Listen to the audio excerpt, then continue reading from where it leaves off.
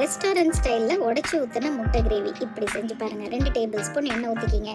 1/2 teaspoon சீரகம் நல்லா பொரிஞ்சோன்னே 3 வெங்காயம் பொடியாக நறுக்கி சேர்த்துக்கோங்க. 3/4 டீஸ்பூன் உப்பு சேர்த்து கோல்டன் ப்ரௌனாக வதக்கிக்கலாம். 1 டேபிள் ஸ்பூன் இஞ்சி பூண்டு விழுது, 1/4 டீஸ்பூன் செந்தூர் மஞ்சத்தூள், 1 டீஸ்பூன் செந்தூர் காஷ்மீரி சில்லி பவுடர், 1 டீஸ்பூன் மல்லித்தூள், 1/2 டீஸ்பூன் கரம் மசாலா சேர்த்து நல்லா வதக்கி விட்டுக்குங்க.